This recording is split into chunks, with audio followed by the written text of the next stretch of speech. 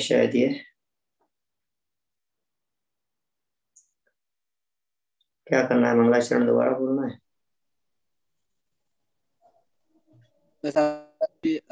या फिर लास्ट वाला सिर्फ वो बोल के फिर स्टार्ट कर देते हैं। लास्ट वाला बोल करके शुरू कर लेते। चलो शुरू करो।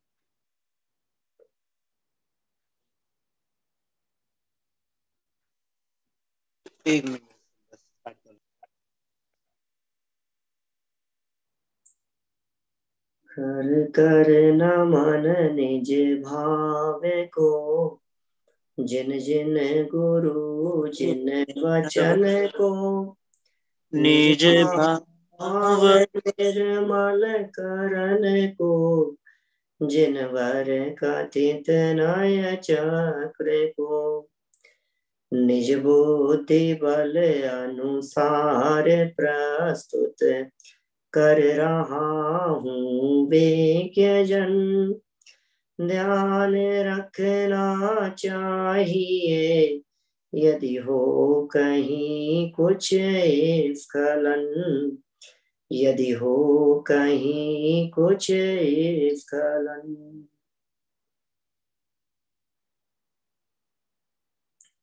परम भाव प्रकाशक नए चक्र के आधार से यहाँ जो चर्चा अपनी चल रही है, चलती हुई इस चर्चा में असद्भुत व्यवहार नयों की उपयोगिता का प्रकरण चल रहा था।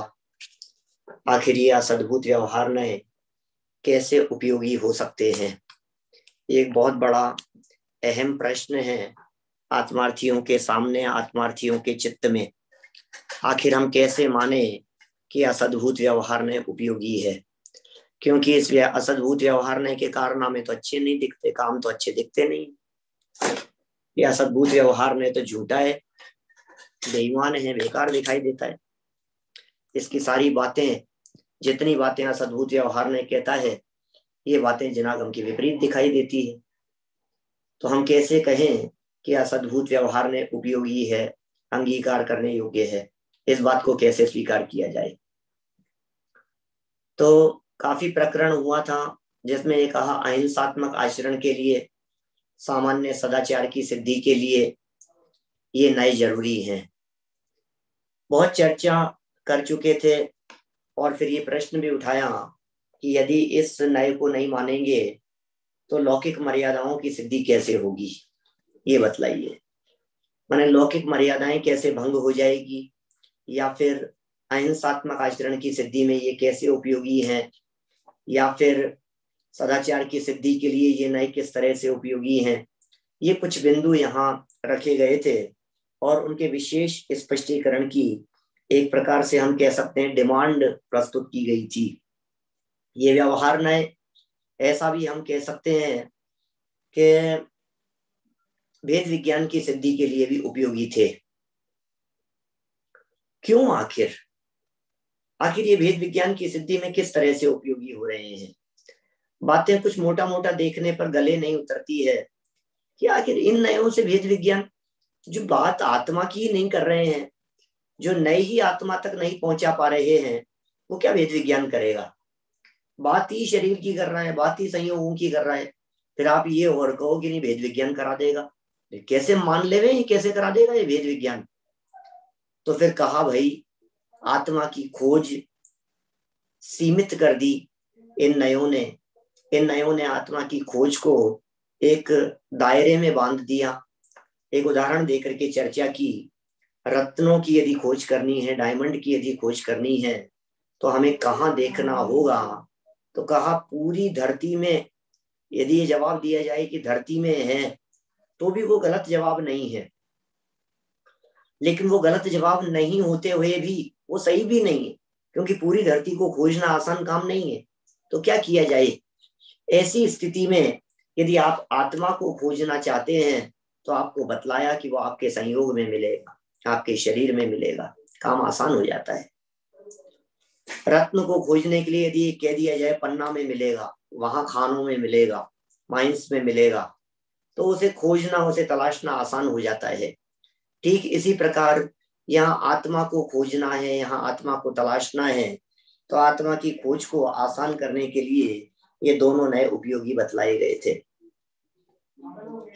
नौकर्म और देह में आत्मा की सत्ता बताने वाले ये नए वेद विज्ञान के लिए साधक थे, उपयोगी थे आत्म खोजियों के लिए। प्रकरण को आज थोड़ा सा और आगे बढ़ाते हैं।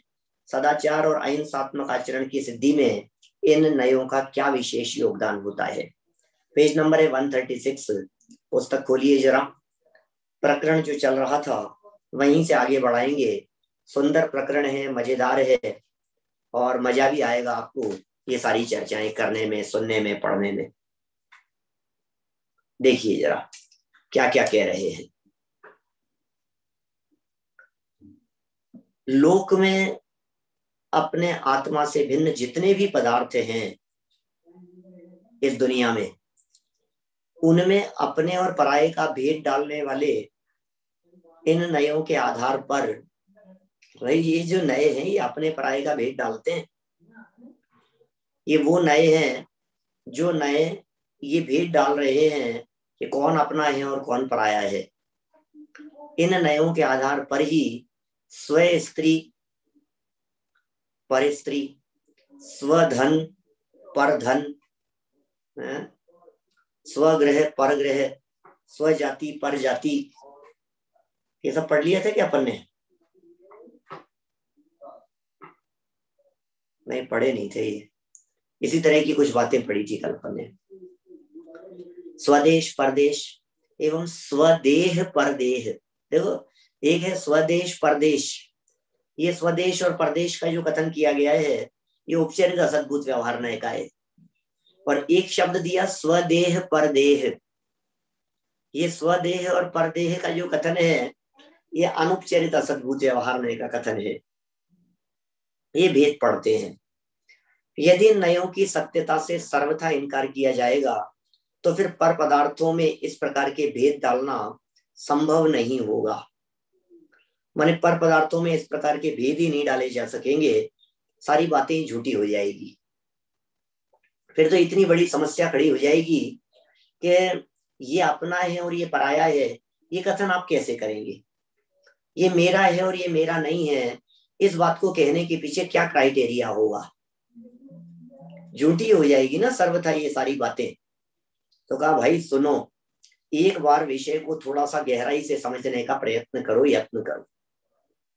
एक नए है हमारे पास में, एक दृष्टिकोण है। जैनागम ये कहता है कि आप इन पर पदार्थों को अपना कह सकते हो, आपको झूठ बोलने का पाप नहीं लगेगा और आपको कहना ही चाहिए ये अपनी स्त्री है, ये पर स्त्री है, ये मेरा धन है, ये पराये का धन है, ये शरीर मेरा है और ये शरीर मेरा नहीं है। ये बातें बोलनी ही चाहिए, एक आत्मार्थी के द्वारा बोली ही जानी चाहिए। देखिए इस प्रकार के भेद डाले बिना, फर्स्ट लाइन देखिए आपकी स्क्रीन पर, इस प्रकार के भेद डाले बिना सदाचार, दुराचार एवं द्रव्य हिंसा को परिभाषित करना संभव न होगा। करो आप परिभाषित, क्या है सदाचार, किसका नाम है? दुराचार किसका नाम है? द्रव्य हिंसा किसे कहेंगे आप? परिभाषाएं बनाओ उनकी, क्योंकि पर स्त्री की लंपटता ही व्यभिचार है। बिना अनुमति के पर धन का ग्रहण ही चोरी है। बोलो। तथा देह रूप प्राणों का घात ही द्रव्य हिंसा है। बोलो चोरी की परिभाषा बनाओ, पर स्त्री सेवन की परिभाषा, कुशील व्यभिचार, हिंसा, द्रव्य हिंसा के बारे में कहो। आप कैसे कहेंगे द्रव्य हिंसा के बारे में? दूसरे के देह रूप प्राणों का हरण कर लेना, वही तो द्रव्य हिंसा है। जब पर पदार्थों में स्वपर का विभाग ही नहीं होगा, ऐसी स्थिति में गृहस्थ धर्म और अणुव्रतों की व्यवस्था कैसे बनेगी? क्योंकि अणुव्रतों के पालन में गृहस्थ धर्मानुकूल विवाहित स्व स्त्री को छोड़कर अन्य समस्त पर स्त्रियों के सेवन का त्यागी होता है। बोलो। माने उसने धर्मानुकूल, विवाहित स्व स्त्री, धर्मानुकूल मतलब धर्म स्वीकृति दे रहा है। आपको वो घटना तो पता ही है, दादा पंच कल्याणक प्रतिष्ठा महोत्सव में सुनाया करते हैं। ऋषभ देव स्वामी के जब विवाह का प्रसंग बना तो उनके माता पिता ने बहुत प्लानिंग की, यह विचार करके कि हमें लगता नहीं है कि ये शादी के लिए तैयार हो जाएगा। आसानी से शादी के लिए तैयार नहीं होगा, इसके लिए पूरी योजना बनानी पड़ेगी, अपने को प्लानिंग बनानी पड़ेगी, इसको समझाना पड़ेगा हमारे को कि भैया शादी कर ले, नहीं तो ये दीक्षा लेकर के चला जाएगा। तो कैसे समझाएं? तो उन्होंने यहां से समझाना शुरू किया कि देखो बेटा, प्लानिंग की ऐसी, देखो बेटा, धर्म दो प्रकार के होते हैं, एक है श्रमण धर्म, मुनि धर्म, और एक है गृहस्थ धर्म। क्योंकि उसको यदि अपन धर्म के नाम पर समझाएंगे ना तो समझ में आएगी, नहीं तो ये तो बेटा शादी भी करना पड़ता है, करना होगा, ये भी एक धर्म है, गृहस्थ अवस्था में भी धर्म होता है, चौथे पांचवें गुणस्थान वर्ती भी धर्मात्मा होते हैं।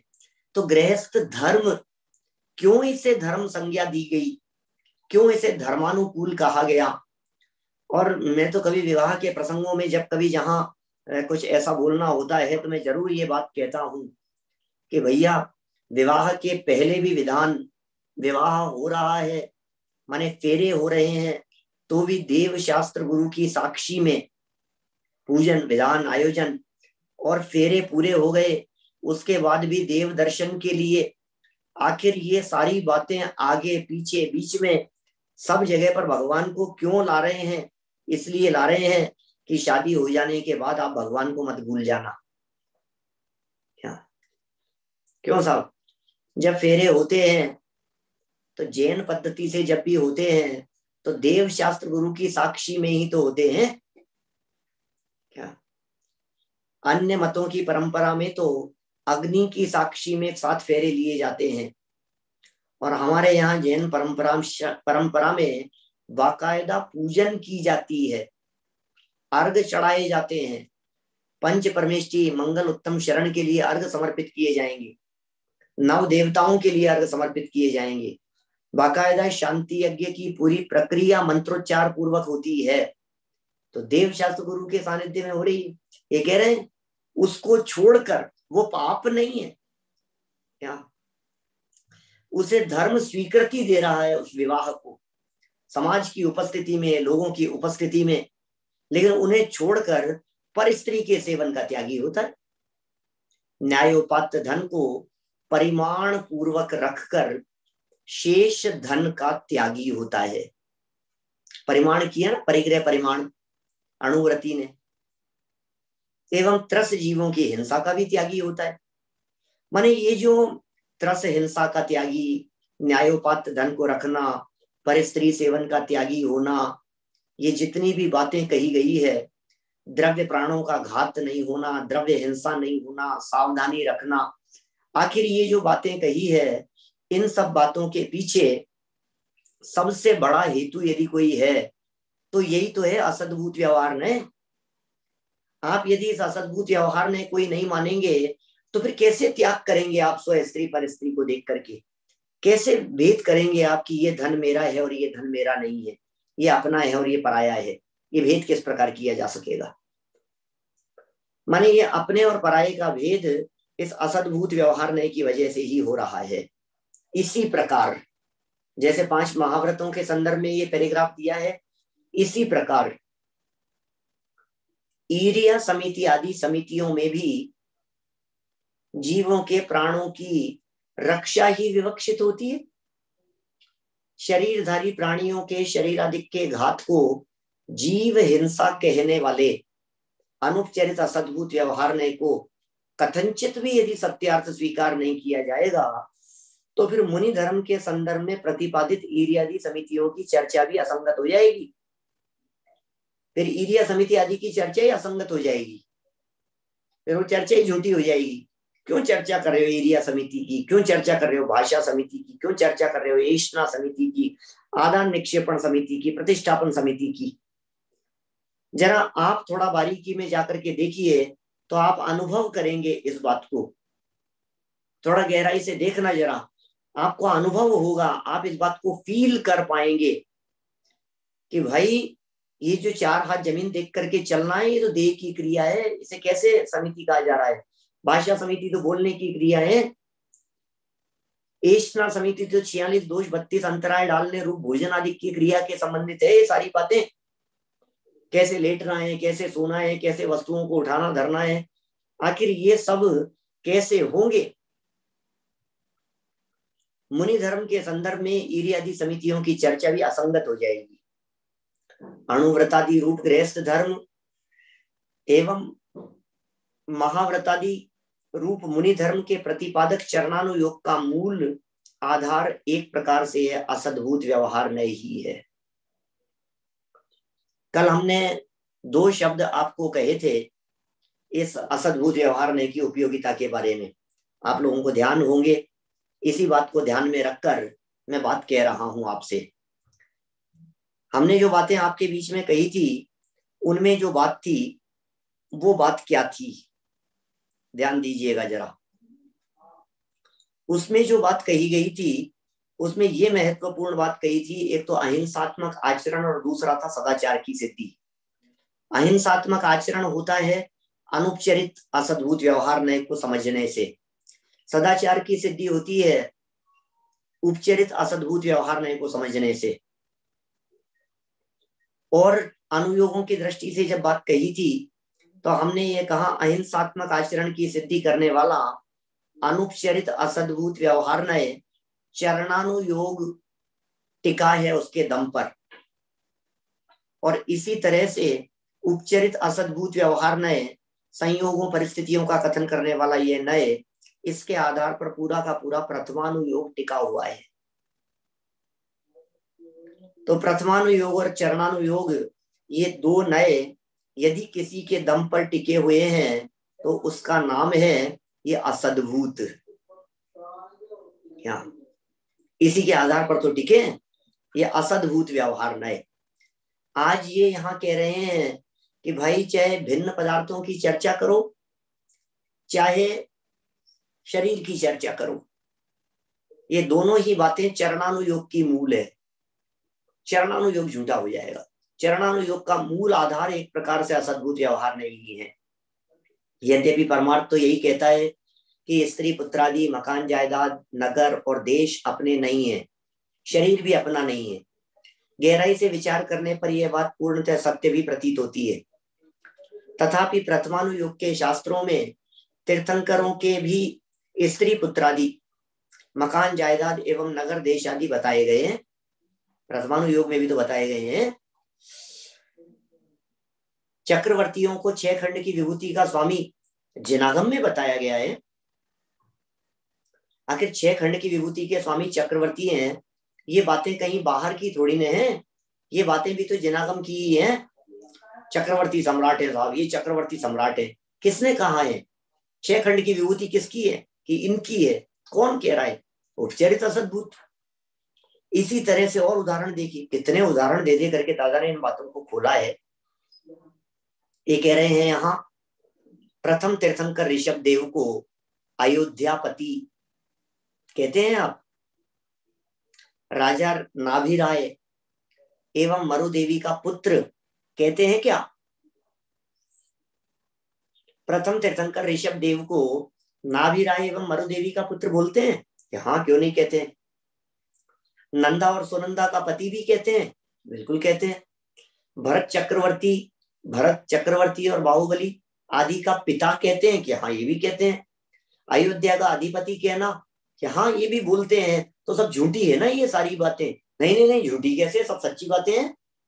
सच में ऋषभ देव के बेटे थे भरत बाहुबली, सच में उनके माता पिता नाभिराय मरुदेवी थे, सच्ची बात है। नंदा सुनंदा उनकी पत्नियां थी। भैया ये सब कहना उपचरित असद्भुत व्यवहार ने का ही प्रतिपादन है। ये सारा विषय उपचरित असद्भुत व्यवहार ने का ही है। आप कल्पना करके देखिए, यदि ये उपचरित असद्भुत व्यवहार नहीं होगा तो क्या समस्या आ जाएगी। ये सब इसका प्रतिपादन है। इसी तरह अभी और देखो, अभी अनुपचरित के लिए उदाहरण दे रहे हैं। मैं जैसे भी पीछे उदाहरण दिए ना, एक बार पीछे करना वापस। ये जो 3 लाइनें हैं, इन 3 लाइनों को बेस बनाकर आप 300 उदाहरण निकाल सकते हैं या नहीं? बोलो। इन 3 बातों के आधार पर 300 बातें कह सकते हैं या नहीं? कह सकते हैं? क्यों नहीं कह सकते? बोलो। जरूर बोल सकते। जैसे ऋषभ देव की बात की है, ऐसे भरत जी की बात कर लो, ऐसे रामचंद्र जी की बात कर लो, ऐसे कौरवों पांडवों की बात कर लो, ऐसे किसी भी तीर्थंकरों की बात कर लो। क्या बोलो, क्या करें? पूरा का पूरा प्रथमानुयोग सिद्ध कर रहा है उपचरित असद्भुत व्यवहार में। उपचरित असद्भुत व्यवहार में अकेला प्रथमानुयोगी नहीं आएगा। ये उपचरित असद्भुत व्यवहार ने सदाचार की सिद्धि वाला होने से चरणानुयोग में भी लागू होता है। ये उपचरित असद्भुत व्यवहार ने, क्योंकि ये उपचरित असद्भुत व्यवहार ने जब अणुव्रतों की चर्चा करता है, जब महाव्रतों की चर्चा करता है, जब ये कहता है कि ये धन अपना है और ये नहीं है, जब न्याय से कमाने की बात करता है चरणानुयोग, तो वहां उपचरित असद्भुत व्यवहार में लागू हो जाता है उसी चरणानुयोग में। ये जो यहाँ 3 लाइनें दी हैं, इस 3 लाइन के आधार पर उपचरित असद्भुत व्यवहार नहीं के 300 उदाहरण खड़े किए जा सकते हैं या नहीं? बोलो। ऋषभ देव स्वामी का संबंध अभी तो उनके परिवार वालों से बिठाया, अब इन्हीं ऋषभ देव भगवान का संबंध आप बताइए ये अपने कैलाश पर्वत से। ऋषभ देव स्वामी का संबंध बता दीजिए भोग भूमि से। भोग भूमि में जन्म लिया था ऋषभ देव स्वामी, कैलाश से मोक्ष गए हैं, तो ये आखिर पर से संबंध बता ही रहे हैं ना उनका। कैलाश से संबंध बताया, वहां से संबंध बतलाया, ऋषभ देव स्वामी का समूह विचरण आदि बताने लगो, ऋषभ देव स्वामी के प्रमुख श्रोता बताने लगो, ऋषभ देव के गणधर बताने लगो। ये सारी बातें उपचरित असद्भुत व्यवहार नहीं की होंगी। तो जिस तरह यहाँ उदाहरणों से इस उपचरित असद्भुत व्यवहार ने को सरलता से बता दिया है, इसी तरह से अनुपचरित असद्भुत के उदाहरण देखिए आप 3 लाइनों में। आगे बढ़ते हैं, बढ़ाइए भैया, आगे वाली 3 लाइनें देखो। अब क्या कह रहे हैं? इसी तरह उन्हें 500 धनुष की कंचन वर्णी काया वाला कहते हैं आप, वज्र विषभ नाराज सेनन वाला, समचतुर संस्थान वाला कहना, यह अनुपचरित असद्भुत व्यवहार का कथन है। क्योंकि ये कथन ऋषभ देव भगवान का हमने शरीर के आधार पर कर दिया। शरीर से संबंध बताने वाला अनुपचरित है असद्भुत, संयोगों से संबंध बतलाने वाला उपचरित असद्भुत व्यवहार ने। बोलो, कितनी स्पष्ट हो गई है बात। अभी तक घर बार को अपना कह रहे थे, माता पिता को अपना कह रहे थे, अब कह रहे हैं भैया ये सब तो पराये हैं, अपना तो बस अपना है, शरीर बस यही अपना है। कैसे थे? कंचन वर्णी काया वाले। लो, सोने जैसा रंग है किसका? ऋषभ देव का। ऋषभ देव का रंग बतलाओ साहब, ऋषभ देव का रंग बतलाओ। रंग पुद्गल की पर्याय होती है कि आत्मा की? नहीं, रंग तो पुद्गल में होता है, स्पर्श और गंध वर्ण तो पुद्गल में है। तो फिर ऋषभ देव का रंग पूछ रहे हो, ऋषभ देव जीव थे कि पुद्गल थे? अरे नहीं नहीं, अरे पंडित जी साहब ऐसे झूठा मत कहो, अनुपचरित असद्भुत व्यवहार से सच्ची है ये बातें। क्या ये बातें उन्हें कंचन वर्णी काया वाला कहना, ये बातें सच्ची है? वज्र विषभ नाराज सेनन समचतुर संस्थान बतला दिया। सेनन है, संस्थान है, शरीर का आकार प्रकार है। और यदि मैं बातें करूं तो नाखून और बाल हैं, और यदि मैं बातें करूं तो आंखें हैं, और यदि मैं बात करूं तो दांत है और हाथ है। ये भी जो चर्चाएं की जाएगी सब अनुपचरित असद्भुत व्यवहार के कथन होंगे। झूठ नहीं है ये बातें, सच्ची है ये बातें। ठीक है, इन दोनों ही प्रकार के असद्भुत व्यवहार नयों को सर्वथा अस्वीकार करने पर प्रथमानुयोग के सभी कथनों पर पानी फिर जाएगा। क्या बोलो? प्रथमानुयोग के सभी कथनों पे पानी फिर जाएगा। एक प्रकार से हमारा पौराणिक इतिहास ही समाप्त हो जाएगा। हैं आप तैयार इसके लिए?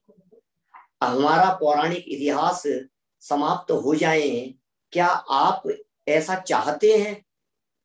इतनी बड़ी समस्या खड़ी हो जाए, क्या आप उसके लिए तैयार हैं? सोचो जरा, यदि ये सारी बातें झूठी हो जाएगी तो फिर कहानी खत्म हो जाएगी ना। फिर तो मतलब ही क्या रहा सब कुछ। देखो इसी तरह से और आगे बढ़ाते हैं इसी बात को। इसी प्रकार संयोग और संयोगी भावों का कथन करने वाले कर्णानुयोग के संदर्भ में भी समझना चाहिए। क्योंकि संयोग और संयोगी भावों का कर्ता धर्ता हर्ता ये भगवान आत्मा व्यवहार नहीं से ही कहा जाता है। ये व्यवहार नहीं तो है जो हमें इन सब बातों का कर्ता धर्ता हर्ता कह रहा है। असद्भूत व्यवहार नए से संयोगों का और उपचरित सद्भूत व्यवहार नए से संयोगी भावों का कर्ता हर्ता धर्ता कहा जाता है। बहुत सुंदर लाइन कह दी है, एक एक लाइन में सद्भूत और असद्भूत दोनों को स्पष्ट कर दिया। क्या संयोग, संयोगों का और संयोगी भावों का, दो शब्द कितने कितने सरल शब्द हैं। ये भगवान आत्मा, ये चैतन्य आत्म तत्व, ये संयोगों का करता है कि संयोगी भावों का करता है? संयोगों का भी करता है। जैसा पैसा मेरे कमाया हुआ है, मेरा ही कमाया हुआ है। बोलो, आप इस पैसे को अपना कमाया हुआ कह सकते हैं क्या? हर्षवर्धन जी साहब बोल सकते हैं बिल्कुल मेरा कमाया हुआ है। क्या बात कर रहे हो, पैसा तुम कमाते हो क्या? बिल्कुल कमाते हैं, क्या दिक्कत है क्या? तो ये पैसा जो मेरा कमाया हुआ है, जो आप इस प्रकार की बात कहते हैं, यह बात असद्भूत व्यवहार नए से सच्ची है। और थोड़ा गहराई में जाकर के बात करो तो बोले तुम्हारे हाथ में नहीं है पैसे का आना जाना, तुम तो भाव करते हो खाली। क्या ऐसा कहेंगे अपन? यही कहेंगे ना, कुछ नहीं है, कमाना वमाना तुम्हारे कमाने से नहीं कमाया जाता है। क्या बात कर रहे हो, मैंने कमाया? नहीं नहीं नहीं, तुम सिर्फ भाव करते हो, इसके अलावा और कुछ नहीं करते हो। अच्छा, मैं सिर्फ भावों का करता हूं कि हाँ जी, कौन से नए से? उपचारित सद्भूत व्यवहार नए से, वो सब संयोगी भाव हैं। तो संयोगों का कर्ता और संयोगी भावों का कर्ता धर्ता हर्ता कहा जाता है। कर्ता भी है, हर्ता भी है और धर्ता भी है। तीन बातें हो गई, कर्ता धर्ता और हर्ता। ये तीन बातें कौन से नए से है? उपचरित असद्भूत, उपचरित सद्भूत व्यवहार नए से। विकारी भाव और अल्प विकसित पर्यायों को अपना कहने वाला ये नय था। इस प्रकार इन नयों को सर्वथा अस्वीकार करने से समस्त जनागम के व्याघात का प्रसंग उपस्थित होगा। अणुव्रत महाव्रत काल्पनिक ठहरेंगे, समस्त लौकिक मर्यादाएं संकट में पड़ जाएगी। लो फिर वही घूम फिर करके वहीं आ गए, यार ये अणुव्रत महाव्रत काल्पनिक क्यों हो जाएंगे? क्या ये लौकिक लौकिक मर्यादाएं संकट में क्यों पड़ जाएगी?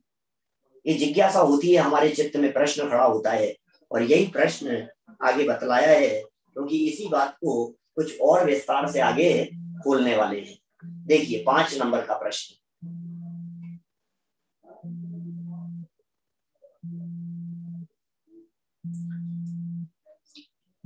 बहुत सुंदर ये बात यहाँ कह रहे हैं। देखिए, जनागम के व्याघात की बात एवं अणुव्रत महाव्रत काल्पनिक ठहरने की बात तो ठीक है, पर लौकिक मर्यादाएं किस प्रकार संकट में पड़ जाएंगी? शिष्य का प्रश्न है, बोलो क्या प्रश्न है इस तरह का कि भैया आपकी बातें सही है, लेकिन हमें सिर्फ इतना सा बतला दो कि लौकिक मर्यादाएं क्यों संकट में पड़ जाएगी, उसमें क्या दिक्कत है, और कैसे अणुव्रत महाव्रत काल्पनिक हो जाएंगे, और जनागम के व्याघात का प्रसंग कैसे आएगा? व्याघात शब्द कल भी आया था, हमने बतलाया था। व्याघात माने नुकसान पहुंचा देना, व्याघात माने खत्म कर देना, व्याघात माने मार देना, जनागम को ही तिलांजलि दे देना। देखिए जवाब, जब स्व स्त्री और पर स्त्री का भेद नहीं रहेगा, तब या तो हम सभी से स्व स्त्री के समान व्यवहार करेंगे या फिर पर स्त्री के समान। बोलो क्या करें, कैसा व्यवहार होगा? भाई हमें तो एक बात बतला दो कि जब स्व स्त्री और पर स्त्री ये भेद ही नहीं है, तो आप व्यवहार कैसा करेंगे? या तो सबके साथ में स्व स्त्री जैसा कर लो या सबके साथ में पर स्त्री के समान व्यवहार कर लो। दोनों ही स्थितियों में व्यवहारिक मर्यादाएं संभव नहीं रह पाएंगी, क्योंकि सभी स्त्रियों में स्व स्त्रीवत व्यवहार करने पर हमारी स्थिति पशुवत हो जाएगी। माँ बहन पुत्री और पत्नी का भेद ही समाप्त हो जाएगा। लो कितना बड़ा चैलेंज है। ऐसी स्थिति में कौन किसकी संतान है, यह निश्चय न हो पाने के कारण पिता पुत्र का व्यवहार असंभव हो जाएगा। लो, इधर माँ बहन पुत्री पत्नी का भेद नहीं रहा, और कौन किसकी संतान है और कौन किसका क्या है, तो पिता पुत्र का व्यवहार असंभव हो जाएगा। इस प्रकार कुल, गोत्र, जाति आदि सभी व्यवहारिक मर्यादाएं लुप्त हो जाएंगी, जो शायद लोक में किसी को भी इष्ट नहीं होगा। क्या क्या खतरनाक स्थिति में कहाँ पहुंचा दिया है, हमने तो सोचा भी नहीं था इतना बड़ा संकट खड़ा हो जाएगा। इस नए को नहीं मानने पर उपचरित असद्भुत व्यवहार नए की उपयोगिता बतला रहे हैं। आप यदि उपचरित असद्भुत व्यवहार नए को नहीं मानेंगे तो किस लेवल पर और कहां पहुंच जाएंगे, कल्पना तो करके देखो। इससे बचने के लिए आप ये कहें हम सबसे स्व स्त्रीवत व्यवहार नहीं करके सभी से पर स्त्री ही वत ही व्यवहार करेंगे, क्योंकि वे परी तो हैं। क्या हो गया इसमें, हमारे लिए तो सब पर स्त्री हैं, दुनिया की सारी स्त्रियां हमारे लिए पर स्त्री हैं, हम इसी प्रकार व्यवहार करेंगे। पर इससे भी समस्या का समाधान नहीं होगा। देखो आगे क्या कहते हैं, आपको क्या लगता है इससे समस्या का समाधान हो जाएगा क्या? नहीं होगा। क्यों नहीं होगा? फिर तो सभी को पूर्ण ब्रह्मचारी ही हो जाना होगा, क्योंकि स्व स्त्री तो कोई होगी नहीं। आगे बढ़ाना भैया थोड़ा, क्योंकि स्व स्त्री तो कोई होगी नहीं और पर स्त्री से वनागम सम्मत नहीं, नैतिक भी नहीं है। यदि आप कहें कि इससे क्या आपत्ति है, सभी ब्रह्मचारी हो जाएंगे, इसमें क्या दिक्कत है? इसमें क्या दिक्कत है? कम से कम गलत काम तो नहीं होगा, गलत बात तो नहीं होगी किसी भी तरह की, और भोग विलासिता से छुट्टी की बात कर रहे हैं, तो इसमें क्या हो गया? सारी दुनिया ब्रह्मचारी हो जाए तो अच्छी बात है।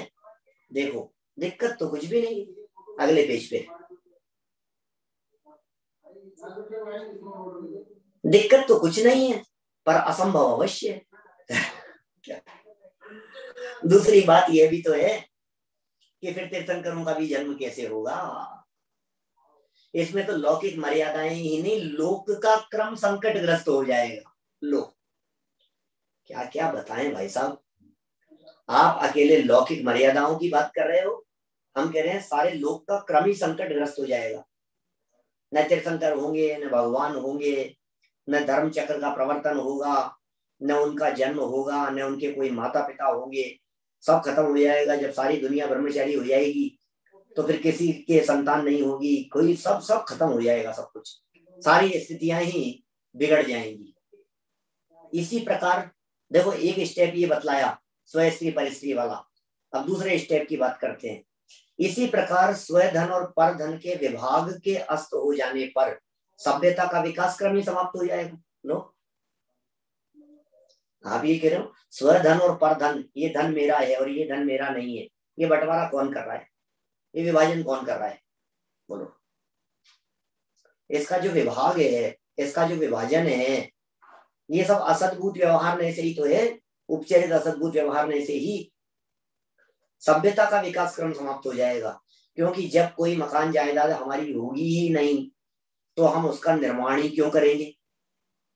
बोलो, हमारी ही नहीं है मकान जायदाद, आप कैसे निर्माण करेंगे? पशुओं के समान ही छीना झपटी आरंभ हो जाएगी। स्वगृह के समान ही सभी घरों में निशंक प्रवेश करने पर, स्वजेब के समान ही पर जेब में निशंक हाथ डालने पर हमारी जो दशा होगी उसकी कल्पना भी आसानी से की जा सकती है। कर सकते हैं ऐसा, जैसे अपनी जेब में हाथ डाला है और हाथ डाल करके निकाल लिया कुछ भी, ये हाथ डाला हमने और ये हाथ डाल करके निकाल लिया, ऐसे क्या फर्क पड़ गया? ये भी पराई है वो भी पराई है, अपनी और पराई का तो कुछ भेद है नहीं। तो बगल में चलते हुए, ट्रेन में बैठे हुए, जैसे अपनी जेब में हाथ डाला इसी तरह से दूसरे की जेब में हाथ डाल करके देखो क्या स्थिति होगी, जो दशा होगी उसकी कल्पना आसानी से की जा सकती है कि क्या हो जाएगा तुम्हारे साथ में। इसी तरह से स्वघर और परघर, स्व स्त्री और पर स्त्री का भेद मात्र लौकिक ही नहीं है, अपितु इसका धार्मिक आधार भी है, नैतिक आधार भी है। अतः धार्मिक और नैतिक जीवन के लिए पर पदार्थों में भी अपने पराये का भेद डालने वाले इन नयों को स्वीकार करना न्याय संगत है, आगम सम्मत भी है। आगम कह रहा है इनको स्वीकार करो अपना, जिनवाणी ये कह रही है भाई साहब हमें कोई दिक्कत नहीं है, आप मान लीजिए। जिनवाणी हमारे को ये बात कह रही है, इसे अपना कहो आप, कोई दिक्कत नहीं है। जिनवाणी ये बात कह रही है कि आप यदि घर को अपना कहते हो, परिवार को अपना कहते हो, समाज को अपना कहते हो, देश को अपना कहते हो, तो कोई आपत्ति नहीं है, आपकी सारी बातें सही है, ठीक है। जिनवाणी स्वीकृति दे रही है हमारे को इनको अपना कहने के लिए, ठीक है। न्याय सम्मत कह रहे हैं, आगम संगत कह रहे हैं, सम्मत कह रहे हैं, आगम सम्मत और न्याय संगत। बिना नैतिक और धार्मिक जीवन के आध्यात्मिक साधना संभव नहीं है। यही कारण है कि आध्यात्मिक नयों में असद्भुत व्यवहार नय को भी स्थान प्राप्त है। कितने बड़ी गजब की बात कह रहे हैं, आध्यात्मिक नयों की चर्चा कर रहे हैं और इन आध्यात्मिक नयों में असद्भुत को स्थान प्रदान कर रहे हैं। एक तरफ तो आत्मा को जानने वाले नयों की चर्चा की जा रही है, एक तरफ तो ये कहा जा रहा है कि ये नए आत्मा को बतलाने वाले हैं, वेद विज्ञान तक पहुंचाने वाले, वेद विज्ञान कराते हुए आत्मा तक पहुंचाने वाले हैं। एक तरफ तो ऐसी बात की जा रही है, ये असद्भुत व्यवहार नए, उपचरित और अनुपचरित असद्भुत व्यवहार नए, ये धीरे धीरे आत्मा तक पहुंचाने का काम करते हैं। और दूसरी तरफ ये बात दिखाई दे रही है कि यार ये कैसे पहुंचाएंगे आत्मा तक, बोले पहुंचाते हैं। इसलिए इनको आध्यात्मिक नयों में शामिल किया गया है। ये कारण है, आध्यात्मिक नयों में महल मकान धन दौलत को अपना कहने वाले नयों को आध्यात्मिक कह रहे हैं। ये देखो आप, मैंने कभी कभी अजीब सी बात लगती है, यार बड़े आध्यात्मिक बनते हो आप और आध्यात्मिकता के नाम पर बातें कर रहे हो कि ये धन मेरा है, कि हाँ जी ये भी आध्यात्मिक बात है। कौन मानेगा भैया, अमन इस बात को कौन स्वीकार करेगा भाई कि ये धन मेरा है, ये कपड़े मेरे हैं, ये भी आध्यात्मिक बात है। क्यों आध्यात्मिक है ये बात, कि क्यों है आध्यात्मिक? ये इसलिए आध्यात्मिक है कि ये कम से कम आपको नैतिक बना रही है, आपको सदाचारी बना रही है, आपको दूसरे के धन आदि के ऊपर निगाह डालने से बचा रही है, इसलिए आध्यात्मिक है ही। आपको चोर बनने से बचा रही है, आपको कुशील व्यभिचारी बनने से बचा रही है, आपको हिंसक हत्यारा बनने से बचा रही है, इसलिए आध्यात्मिक है। और वेद विज्ञान तो करा ही रहे हैं धीरे धीरे करके। समय सार में भी शिष्य ने इसी प्रकार का प्रश्न उठाया है, जिसका उत्तर आचार्य देव ने यही दिया है कि तुम नए विभाग को भी नहीं जानते, इसीलिए इस प्रकार का प्रश्न करते हो। समय सार के अंदर भी इसी प्रकार की चर्चाएं की गई है। हम सब जानते हैं प्रारंभ में पहले ही पूर्व रंग में इस प्रकार की चर्चाएं की है और फिर जवाब देते हुए 27वीं गाथा दी, नए विभाग, तीर्थंकरों की शरीर आदि से स्तुति और सारी जो चर्चाएं की है वो सब यही समझाया है। वो कहता है शिष्य की तीर्थंकरों की स्तुति भी झूठी हो जाएगी, बोले तुम नए नहीं समझते हो क्या? फिर निश्चय व्यवहार की परिभाषा बतला दी, शरीर आत्मा को एक कहने वाला नहीं। देखिए यह आत्मा कब तक अज्ञानी रहेगा? इस प्रश्न के, इस प्रकार के प्रश्न उपस्थित होने पर आचार्य देव ने कहा कि जब तक यह आत्मा कर्म और नौकर्म को अपना मानता रहेगा तब तक अज्ञानी रहेगा। लो, अज्ञानी कब तक है? कर्म के परिणाम को, नौकर्म के परिणाम को, जो ना करे बस मात्र जाने, प्राप्त हो सद ज्ञान को। क्या गाथाएं दिए के मूल गाथाओं के अंदर इस प्रकार की चर्चाएं की है दादा ने पद्यानुवाद के अंदर, कितना स्पष्ट शब्दों के अंदर लिखी है ये सारी बातें। ऐसी स्थिति में शिष्य प्रश्न करता है कि यदि देह को आत्मा नहीं मानेंगे तो तीर्थंकरों की देह आदि की विशेषता के आधार बनाकर ज्ञानी धर्मात्माओं द्वारा जो स्तुति की जाती है वह सभी मिथ्या हो जाएगी। क्या बोलो? चार मुख दिखते समव शरण में, स्वर्ग में भी ऐसा कमाल नहीं है। क्या है ये जो बात कह रहे हो, समव शरण में चार मुख दिख रहे हैं, हे भगवान, ये स्वर्ग में भी तो नहीं है ऐसा कमाल।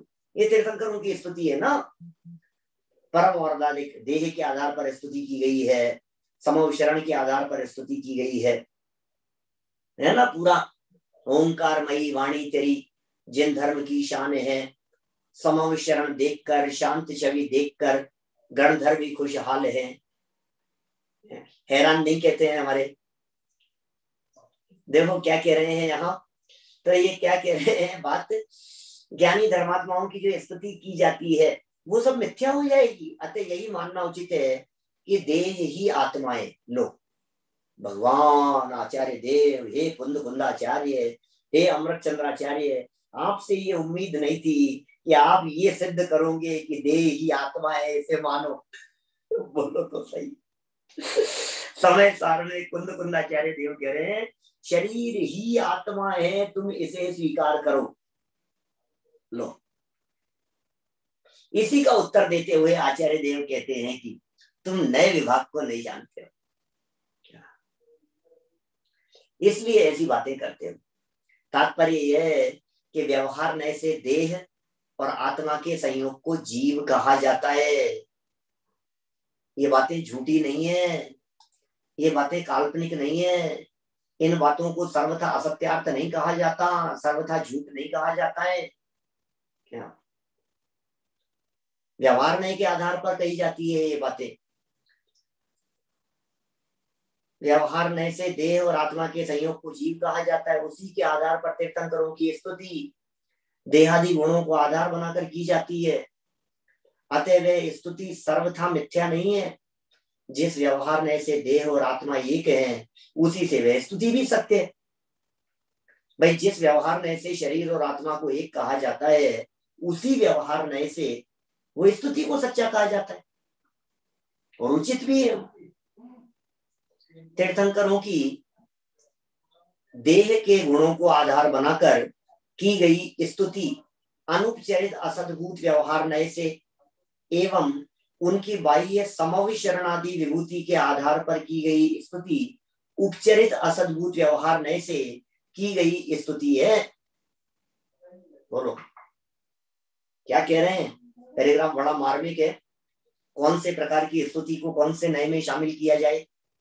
तीर्थंकरों की देह के गुणों के आधार पर की गई स्तुति क्या अनुपचरित असद्भुत व्यवहार है? देह के आधार पर जो हमने बाल नाखून वगैरह की चर्चा की, और आपको पता है तीर्थंकरों के शरीर में 1008 चिन्ह होते हैं। अच्छा, आपको मालूम है तीर्थंकरों का खून सफेद होता है, व्हाइट ब्लड, पूरा का पूरा ब्लड व्हाइट ही होता है उनका। यार क्या बात कर रहे हो आप? तो ये जो बात है, ये अनुपचरित असद्भुत व्यवहार में से स्तुति की जाती है। एवं जो शरीर से भिन्न बाह्य पदार्थ हैं, बाह्य समविशरणादि विभूति के आधार पर की गई स्तुति, वो उपचरित असद्भुत व्यवहार में से की गई स्तुति है। वो उपचरित असद्भुत व्यवहार में से संयोग है, पर पदार्थ है, बाह्य है, उनकी स्तुति। इस प्रकार की स्तुतियों से जनागम भरा पड़ा है। भगवान की स्तुतियों में जो अष्ट प्रातिहार्यों का वर्णन होता है, वे सभी उपचरित असद्भुत व्यवहार में का ही विषय है। कितना कितना खोल दिया है इन नयों को, एक एक लाइन, एक एक बात को किस तरह से खोल दिया है, इससे ज्यादा स्पष्टीकरण और क्या हो सकता था। इसलिए मैंने बीच में आपसे कही ना बातें कि हम डायरेक्ट भी कह सकते थे, चर्चाएं कर सकते थे आपसे, लेकिन फिर भी डायरेक्ट चर्चाएं नहीं करके हमने ये वर्ड टू वर्ड पढ़ना उचित समझा कि यहाँ ये सारी बातें कितने स्पष्ट शब्दों में खोल खोल करके कह दी। भैया अष्ट प्रातिहार्य, भगवान के अष्ट प्रातिहार्य, उनके अष्ट मंगल, कमल से 4 अंगुल ऊपर, ये सारी बातें कैसी है? बोले उपचरित असद्भुत व्यवहार का विषय। अतः यदि इन नयों को कथनचित भी सत्यार्थ स्वीकार नहीं करेंगे, तो फिर समंत भद्रादि एवं मानतुंगादि आचार्यों द्वारा रचित स्तुति साहित्य पर भी प्रश्न चिन्ह लग जाएगा। बोलो, क्योंकि समंत भद्राचार्य देव ने बहुत स्तुति साहित्य लिखा है, मानतुंगाचार्य देव द्वारा लिखी गई ये सारी क्या जो चर्चाएं हैं, 48 काव्य लिख दिए गए भक्तामर स्तोत्र में।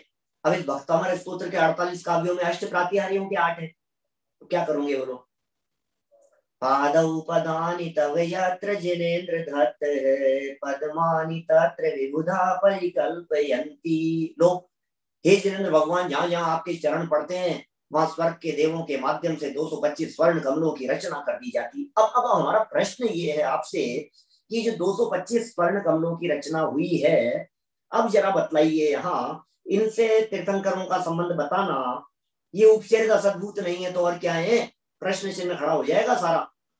अतः यह ठीक है कि इन उपचरित और अनुपचरित असद्भुत व्यवहार नयों की सत्ता और सम्यक पने से इनकार किया जाना संभव नहीं है, उचित भी नहीं है, पर इनमें ही उलझे रहना भी ठीक नहीं है, इसीलिए इनका स्थान स्थान पर निषेध भी किया गया है। अब देखो, आप दादा की जो लेखन शैली है, सच में इतनी महिमा आती है दादा की इन सब बातों को देख देख करके। ये कहते हैं कि जो जिस स्टाइल से चल रहे हैं, आपको पिछले प्रश्न में नया जो प्रश्न आगे है उसके बीज मिल जाएंगे पिछले प्रश्न के जवाब में। आप उठा करके देखिए पिछले पूरे प्रकरण को, आपको ये मिल जाएगा। अंत में ऐसी जगह पर ला करके छोड़ते हैं जिससे तुरंत नया प्रश्न खड़ा हो जाए। यहाँ क्या छोड़ा? उपचरित अनुपचरित असद्भुत व्यवहार नयों की सत्ता सम्यक पने से इनकार किया जाना संभव नहीं है, उचित भी नहीं है, लेकिन फिर भी इनमें उलझे रहना ठीक नहीं है, इसलिए इनका निषेध किया है। तो प्रश्न उठा दिया कि भैया इनमें उलझना भी क्यों नहीं, वो क्यों नहीं उचित है? तो फिर इस बात को इन्होंने आगे चल करके समझाया है। नया प्रश्न 6 नंबर का प्रश्न, और नए ढंग से उसका समाधान किया है। सुंदर मार्मिक चर्चा है। इस विषय को अपन कल आगे बढ़ाएंगे। अभी की बात को हम यहीं विराम दे रहे हैं, ऐसा समझ लीजिए। आपको शंका के लिए आमंत्रित कर रहे हैं, जिज्ञासाएं आपकी, समाधान आगम के। बोलिए।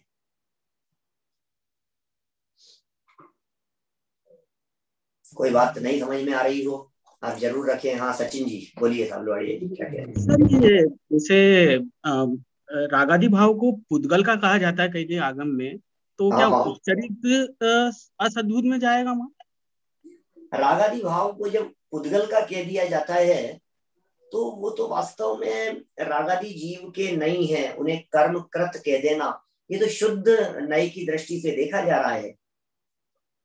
मैंने जब साक्षात शुद्ध निश्चय नय की दृष्टि से देखा या एक दिन शुद्ध निश्चय नय की दृष्टि से देखा तो उन्हें कर्म कृत या पुद्गल कृत कह दिया जाता है।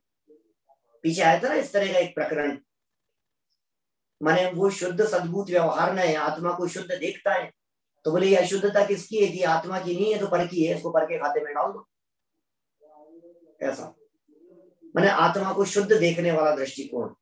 अब यदि आप इसको राग का संबंध पर द्रव्य के साथ में बिठाकर यदि आप इसे देखना चाह रहे हैं कि राग का संबंध तो पर पदार्थों के साथ में ही होता है, तो इसे उपचरित असद्भुत व्यवहार में डाला जा सकता है। फिर ये उपचरित असद्भुत व्यवहार में हो जाएगा, कोई दिक्कत नहीं। और YouTube पर जो लोग सुन रहे हैं,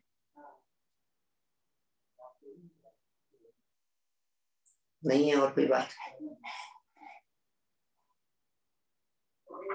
जनवाणी कर रहे थे क्या? कल बढ़ेंगे आगे हम।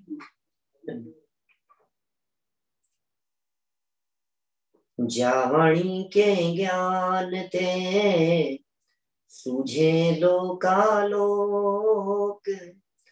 सोवाणी मस्तक नमो।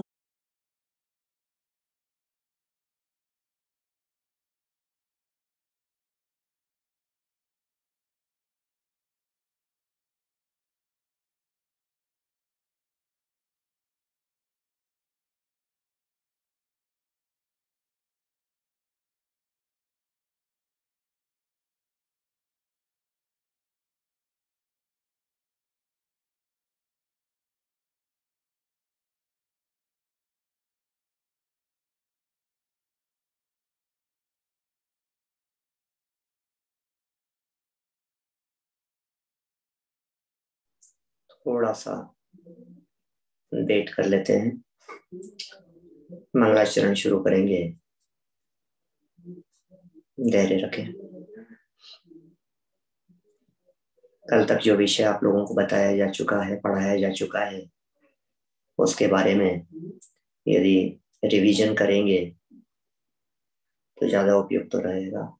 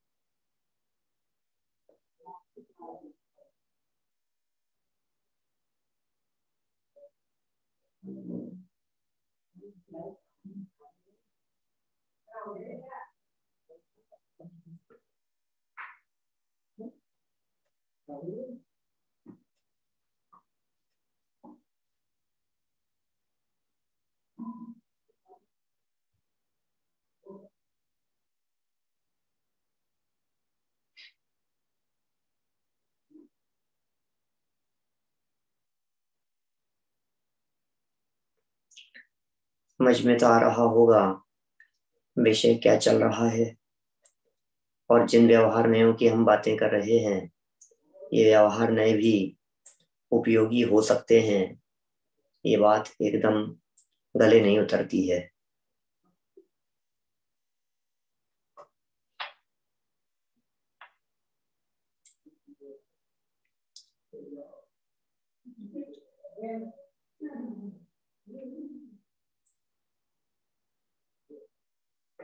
चलिए मंगलाचरण से शुरू करते हैं हम लोग बात।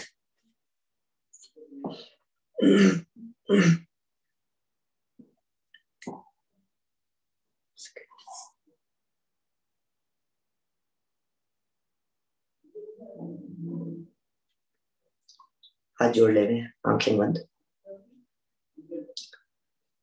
जो एक शुद्ध विकार वर्जित अचल परम पदार्थ है, जो एक ज्ञायक भाव निर्मल नित्य निज परमार्थ है, जिसके दर्श जानने का नाम दर्शन ज्ञान है, हो न मन उस परमार्थ को जिसमें चरण ही ध्यान है,